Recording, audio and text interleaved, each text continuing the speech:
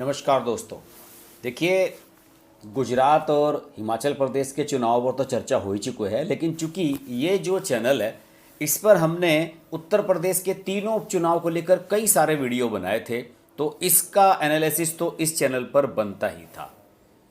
देखिए, उत्तर प्रदेश में मैनपुरी लोकसभा सीट जीती है समाजवादी पार्टी ने। वहाँ से डिम्पल यादव बन गई हैं सांसद और बड़े भारी अंतर से जीती हैं। आप सोच रहे होंगे कि मैंने इस बारे में एक वीडियो बनाया था कि वो बड़े भारी अंतर से हार रही हैं। वो आकलन मेरा गलत साबित हुआ। बहुत सारे लोग बेचैन होंगे ये करने के लिए, लेकिन मैं बताता हूँ कि मैंने वो क्यों कहा था और आज वो क्यों हुआ है। ये सब आपके सामने आ चुका है, उस पर चर्चा करेंगे। खतौली विधानसभा सीट जो बीजेपी के विधायक विक्रम सिंह सैनी के वजह से खाली हुई थी, जिनको डिस्क्वालिफिकेशन मिला था, उनकी वजह से जो खाली हुई थी सीट, उस सीट पर नतीजा आया है और उस सीट पर उनकी पत्नी चुनाव हारी हैं। ये एक अलग आकलन इस पर करेंगे। लेकिन चौंकाया किसने है? रामपुर के नतीजों ने। मैं ये कह सकता हूँ कि मैं अपने वीडियोस में लगातार जो चर्चाएं आपसे कर रहा था, जिन बातों पर हम लगातार चर्चा कर रहे थे उपचुनाव के बारे में, बिल्कुल उससे उलट हो गया है। मुझे ये लग रहा था कि शायद रामपुर की सीट बीजेपी नहीं जीत पाएगी। लीस्ट प्रायोरिटी वाली उनकी थी। मुझे लग रहा था कि बहुत कम अंतर से वो जीत पाएगी, अगर जीत भी पाए थे। और उस पर सबसे शानदार जीत हासिल हुई है भारतीय जनता पार्टी को। आजम खां के इलाके में पहले तो रामपुर की लोकसभा सीट बीजेपी ने जीती और अब रामपुर की विधानसभा सीट बीजेपी ने जीत ली, जो कि असंभव टास्क था। लोकसभा सीट तो एक बार मुख्तार अब्बास नकवी भी जीत चुके हैं, लेकिन रामपुर विधानसभा सीट समाजवादी पार्टी से कोई जीत ही नहीं पा रहा था और ये एक अप्रत्याशित नतीजा सामने आया। लगभग कई दशक के बाद ऐसा हुआ है, इस पर भी चर्चा करेंगे। और मैनपुरी का नतीजा आपके सामने है ही। ये इस तरह से तीन नतीजे सामने आ चुके हैं। रामपुर की जो विधानसभा सीट है उसे जीता है बीजेपी ने। आकाश सक्सेना जो लगातार दूसरा चुनाव लड़े, वहाँ से अभी मार्च में हार गए थे और आजम खां से, लेकिन अब जीतने में सफल रहे और बड़े भारी अंतर से जीते हैं। लगभग 33,000 वोट्स के अंतर से जीते हैं। बड़ा डिफरेंस है ये। तो इस डिफरेंस को हम कह सकते हैं कि ये एक बड़ी जीत है उनकी। देखिए, रामपुर का जो है उसका आकलन मैं अगर आपको करूं, वैसे तो नतीजे अभी ज़्यादातर डिक्लेयर नहीं हुए हैं, लेकिन ऑफिशियली चुनाव आयोग की वेबसाइट जो है वो बता रही है कि यहाँ पर क्या हुआ है। देखिए, पहले राउंड से ही लगातार आकाश सक्सेना ने रामपुर में बढ़त बनाए रखी और 33,000 के अंतर से उन्होंने आजम खां के फेवरेट प्रत्याशी आसिम राजा को यहाँ से विधानसभा का चुनाव हरा दिया। आसिम राजा अभी हाल ही में लोकसभा का उपचुनाव भी लड़े थे रामपुर से, उसे भी वो हार गए थे। और वहाँ पर जानते होंगे कि आप किस तरीके से बसपा की रणनीति रही थी। बसपा ने उसमें प्रत्याशी नहीं उतारा था, बीजेपी को फ़ायदा हुआ था, लेकिन बसपा ने प्रत्याशी उपचुनाव में विधानसभा के में भी नहीं उतारा। इसका नुकसान बीजेपी को हुआ है, रामपुर में भी और खतौली में भी। आप याद कीजिए कि खतौली में करतार सिंह बढ़ाना लड़े थे, 30,000 से अधिक वोट मिले थे और उसका फ़ायदा बीजेपी को मिल गया था। उन्होंने आरएलडी के गठबंधन के प्रत्याशी की बहुत सारी वोट काट दी थी। तो ये एक जो समीकरण बनता हुआ नजर आ रहा था, उस पर चर्चा मैं कर रहा हूँ। बहरहाल रामपुर पर ज़्यादा बात करना चाहूँगा थोड़ा सा शुरुआत में। देखिए, रामपुर में जो 23वां राउंड था उसकी फिगर मेरे सामने है। इसमें आसिम रजा को 33,707 वोट्स इनके थे और 42,000 इनके थे। लेकिन जो चुनाव आयोग की वेबसाइट है वो मेरे सामने खुली हुई है। इसके अनुसार मैं आपको बताता हूँ रामपुर का एग्जैक्ट फिगर क्या बन के नज़र आया। आकाश सक्सेना जो बीजेपी के प्रत्याशी थे, हनी भी कहा जाता है उन्हें, आप सब जानते होंगे कि आकाश सक्सेना को इसलिए जाना जाता है रामपुर में क्योंकि उन्होंने आजम खां पर ताबड़तोड़ मुकदमे दर्ज कराए थे, जिसकी वजह से आजम खां को कई बार जेल भी जाना पड़ा और आजम खां को पहले अपनी सांसदी भी छोड़नी पड़ी, फिर बाद में विधायकी भी छोड़नी पड़ी। बहुत बुरी स्थिति उनकी रही, वो सब एक लंबी कहानी है। आकाश सक्सेना को 62.06% वोट मिला। हालांकि यहाँ बहुत कम मतदान हुआ था, 34% के आसपास मतदान हुआ था उसमें भी आकाश सक्सेना को 81,371 81,371 वोट्स मिले, जबकि मोहम्मद आसिम रजा को जो समाजवादी पार्टी के हैं उन्हें 47,271 47,721 वोट ही मिले। पोस्टल बैलेट्स में भी 61 पोस्टल बैलेट आकाश के फेवर में गए, केवल 25 असीम राजा को मिले हैं। और टोटल वोट अगर बात करूं सबको मिलाकर तो आकाश सक्सेना को 81,432 वोट मिले और आसिम रजा को 47,296 वोट मिले। समाजवादी पार्टी का वोट प्रतिशत यहाँ 36.05 रहा और आकाश सक्सेना का 62.06 रहा। तो यहाँ पर ये समीकरण बन के सामने आया और इसका मैं तो सीधा सीधा आकलन यही निकालता हूँ कि एक तो मत प्रतिशत बहुत कम रहा। इसका मतलब खासतौर से जो क्या कहना चाहिए, मुस्लिम इलाकों में जहाँ पर 55% के करीब यहाँ पर मुसलमान हैं रामपुर में, उनमें उदासीनता थी वोट डालने के प्रति। आरोप तो यहाँ भी लगे कि मुसलमानों को वोट डालने नहीं दी गई, उनके इलाकों में बहुत सख्ती की गई, किसी का लिस्ट में नाम नहीं था, किसी के पास कोई आईडी नहीं थी, ये सब चीज़ें लेकर बात चलती रही। लेकिन अब जो समीकरण बनते हुए नजर आए वो ये बनते हुए नजर आए कि अल्टीमेटली एक बार वहाँ के शायद मुसलमानों ने भी ऐसा किया कि साहब आकाश सक्सेना को यहाँ पर जिता दिया जाए। खासतौर से इसमें जो पसमंदा मुसलमान हैं इनके बारे में खूब चर्चा हुई। आपको याद होगा कि उनके एक खासम खास शख्स थे आजम खां के, उन्होंने फसात अली खान, उन्होंने समाजवादी पार्टी छोड़कर बीजेपी ज्वाइन कर ली थी चुनाव से पहले। और भूपेंद्र चौधरी जो इनके प्रदेश अध्यक्ष हैं बीजेपी के, उनका बयान आ गया था कि अब अब्दुल दरी नहीं बिछाएगा। अब्दुल मतलब जो एक साधारण मुसलमान है जिसे कुछ मिलता नहीं है ये कहा जाता है, वो एक टर्म थी कि उनको कहा था कि वो अब दरी नहीं बिछाएगा और पोछा नहीं लगाएगा, ये बात कही थी। तो इस पूरे प्रकरण में ये बात निकल कर सामने आई कि जो एक पसमंदा समाज है जो मुसलमान में, उसमें भाजपा ने अपनी पैठ बनानी शुरू की थी और कुछ हजार वोट मुसलमानों के भी इस बार बीजेपी को मिले हैं और वो जीतने में सफल रहे हैं आकाश सक्सेना। यहाँ एक बात और भी बता दूं मैं आपको, इस सीट को लेकर बीजेपी का फोकस लगातार था। जिस तरह से अमेठी में स्मृति ईरानी को लगा दिया गया था कि आपको राहुल गांधी को हराना है, उसी तरह से यहाँ पर समीकरण बनते हुए नजर आ रहे थे। पहले यहाँ पर रामपुर का लोकसभा उपचुनाव जीता बीजेपी ने अभी हाल ही में, उसमें मायावती ने भी बिल्कुल साथ दिया। और अब रामपुर का विधानसभा चुनाव जो बीजेपी ने जीता है, इसमें भी मायावती का काफ़ी हद तक हाथ है। अगर यहाँ मायावती मुस्लिम प्रत्याशी उतार देती, जो कि संभावना भी थी क्योंकि यहाँ पर 55% मुसलमान हैं, तो उसका फ़ायदा निश्चित रूप से मिल जाता बीजेपी के प्रत्याशी को पहले से ही। लेकिन मायावती ने इसमें अपने आप को सेफ जोन में रखा। उन्होंने कहा कि नहीं भैया, मैं पहले से ही बहुत झेल चुकी हूँ, मुझे लोग बीजेपी की बी टीम कहते हैं, तो इसी वजह से मैं ऐसा नहीं करूँगी। और मायावती का ये दांव सफल रहा, यहाँ पर आकाश सक्सेना जीतने में सफल रहे। चौंकाने वाला जो नतीजा आया है वो आया है खतौली विधानसभा सीट से। खतौली विधानसभा सीट की बात मैं जरूर करना चाहूँगा। खतौली विधानसभा सीट में विक्रम सैनी जो विधायक थे, सिटिंग विधायक, उनको डिस्क्वालिफिकेशन मिला था हेट स्पीच के मामले में, और यही वजह थी कि उनकी पत्नी राजकुमारी सैनी को यहाँ से बीजेपी ने टिकट दिया।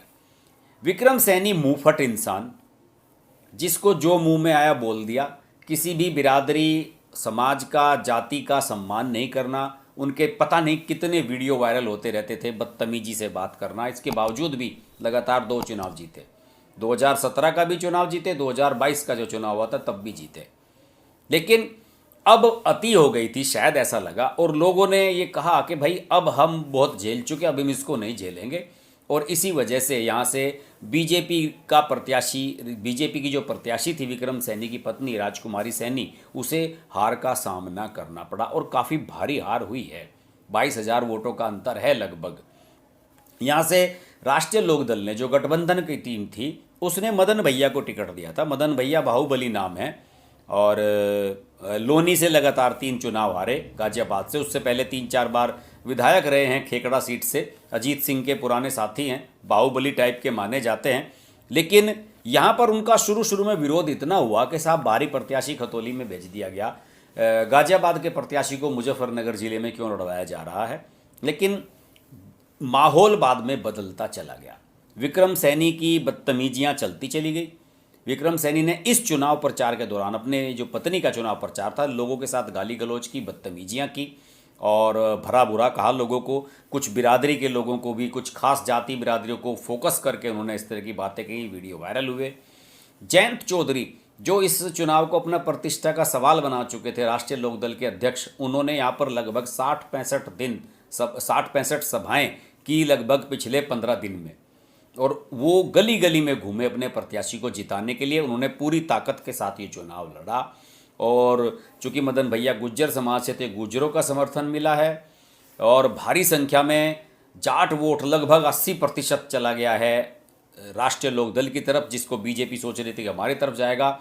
एक त्यागियों का गांव है, वहाँ से रिपोर्ट आ रही थी कि 90% वोट राष्ट्रीय लोकदल के प्रत्याशी को गए हैं, क्योंकि वहाँ पर श्रीकांत त्यागी, वो जो मामला हुआ था दिल्ली में, नोएडा में सोसाइटी वाला, वो जिसने एक महिला के साथ बदतमीजी की थी और फिर बाद में श्रीकांत त्यागी अरेस्ट हुआ था, उसने भी आकर बीजेपी के खिलाफ यहाँ पर प्रचार किया था। उसका भी बहुत ज़्यादा असर देखने को मिला, बहुत सारी नाराजगियाँ सामने आई। दूसरे, चंद्रशेखर आज़ाद जो भीम आर्मी वाला है, उसको अखिलेश ने पहले ही अपना तवज्जो नहीं दी। अखिलेश यादव से उन्होंने विधानसभा का टिकट भी मांगा था, लेकिन उन्होंने, अखिलेश यादव ने तवज्जो नहीं दी थी, लेकिन जयंत चौधरी ने उसे जोड़ा अपने साथ, और यहाँ पर कई दलित बहुल इलाकों में उनकी सभाएं कराई गई चंद्रशेखर आज़ाद की, और इसकी वजह से दलित वोट, जिसे बीजेपी ये मान रही थी कि बसपा प्रत्याशी ना होने की वजह से खतौली सीट में हमें मिलेगा दलित वोट भी मैक्सिमम चला गया राष्ट्रीय लोकदल के प्रत्याशी की तरफ।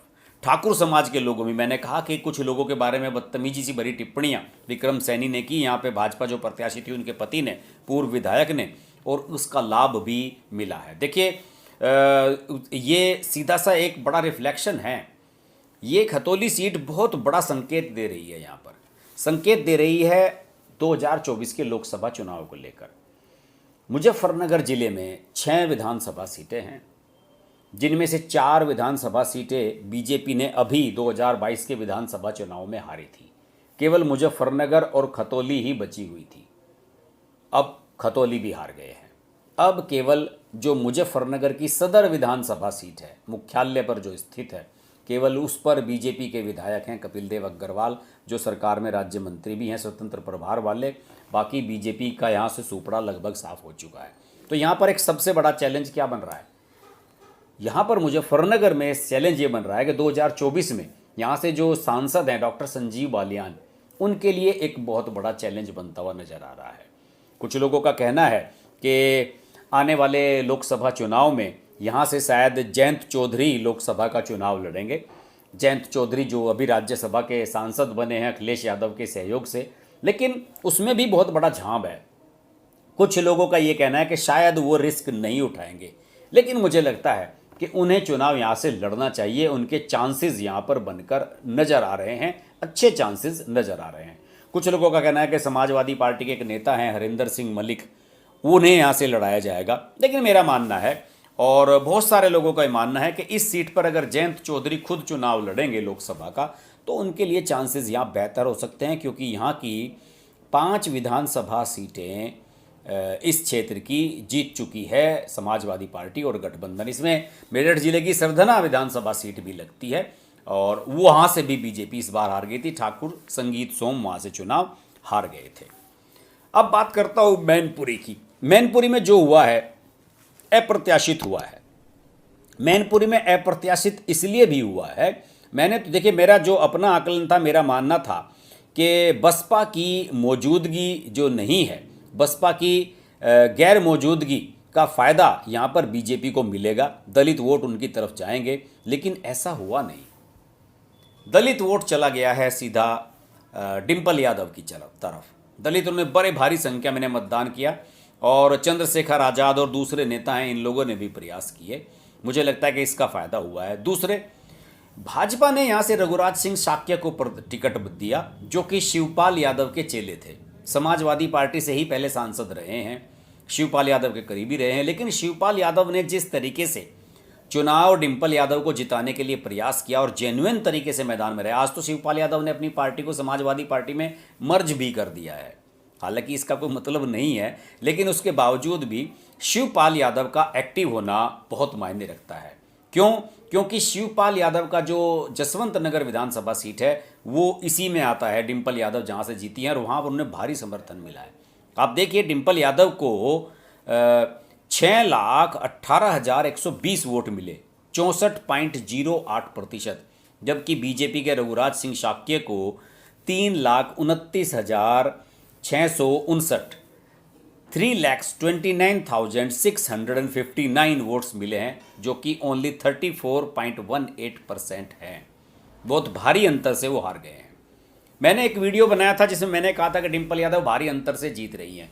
मेरा जो सारा समीकरण था वो यही था कि दलित वोट किधर जाएगा, जो कि लगभग यहाँ 1.5-2 लाख है। मेरा भी यही मानना था कि यहाँ पर यादव और मुस्लिम्स के अलावा डिंपल को मिल के आ रहा है, लेकिन ऐसा नहीं हुआ है। दलित वोट भारी संख्या में उन्हें मिला है।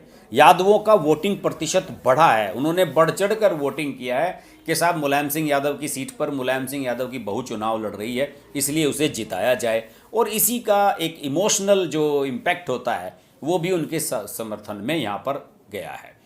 मैनपुरी का उपचुनाव, हालांकि मुलायम सिंह यादव की पारिवारिक सीट थी, डिंपल के पास चली गई, कोई सेटबैक मैं नहीं कहूँगा, और बीजेपी के लिए भी कोई बड़ा सेटबैक नहीं है। ये अखिलेश यादव के लिए भी प्रतिष्ठा का सवाल था, क्योंकि अभी अभी उन्होंने आजमगढ़ का और रामपुर का लोकसभा चुनाव आ रहा है, उपचुनाव आ रहा है, जो उन्होंने अपनी सीट छोड़ी थी और आजम खां की जो खाली हुई थी, वो दोनों सीटें हारने के बाद अखिलेश यादव का अपनी पत्नी को जिताने के लिए इतना प्रयास करना तो बनता भी था।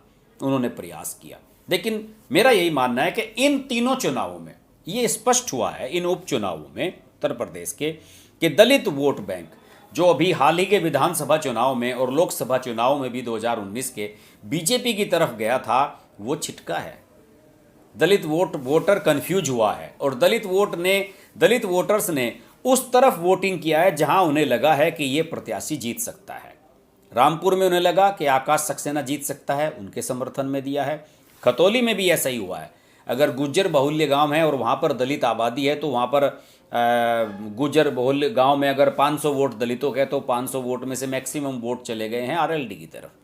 इसी तरह से रामपुर में अगर किसी इलाके में कोई गांव था और उस गांव में ब्राह्मणों के वोट ज़्यादा थे या क्षत्रियों के वोट ज़्यादा थे तो दलितों ने बीजेपी के समर्थन में वोटिंग कर दिया। तो वो बहाव के साथ बहे हैं और बहाव के साथ ही बहने के कारण ऐसा हुआ है। लेकिन अभी भी मैं फिर बताता हूँ, दलित वोटर अभी भी उत्तर प्रदेश का कंफ्यूज है। मायावती उतनी फोर्स से चुनाव नहीं लड़ पा रही हैं, मायावती अपने आप को उतना एक्टिव नहीं कर पा रही हैं जितना उन्हें एक्टिव रहना चाहिए था, और इसका नुकसान ये हो रहा है कि दलित वोट छिटक रहा है। कभी समाजवादी पार्टी को जा रहा है, कभी आरएलडी को जा रहा है, कभी कांग्रेस को जा रहा है, कभी बीजेपी को जा रहा है। तो ये सारा कन्फ्यूजन हो रहा है और मुझे लगता है कि जी आपने प्रखर सक्सेना का कमेंट आ रहा है, मैं देख रहा हूँ, आकाश सक्सेना 34,100 वोटों से जीते हैं। तो ये बात सही है और यही वजह है। तो बिल्कुल मैं मान रहा हूँ, मुनीश यादव कह रहे हैं कि हमने कहा था कि डिंपल यादव 1 लाख प्लस वोट से जीत रही हैं, तो निश्चित रूप से ये बात साबित हो गई है कि सभी वर्गों का समर्थन डिंपल यादव को मिला है। बहरहाल उपचुनाव के उत्तर प्रदेश के उपचुनाव पर हमने बहुत लंबी सीरीज चलाई, खूब हमने चर्चा भी की, इस पर हम आगे भी चर्चा करते रहेंगे। आशा करता हूं कि आपको मेरा आज का विश्लेषण भी पसंद आया होगा। इतने सारे लोग लाइव देख रहे हैं, निवेदन है कि वीडियो को लाइक ज़रूर करें और अगर चैनल अभी तक सब्सक्राइब नहीं किया है तो चैनल को सब्सक्राइब भी ज़रूर कर लें। अगले वीडियो में फिर मुलाकात होगी। नमस्कार।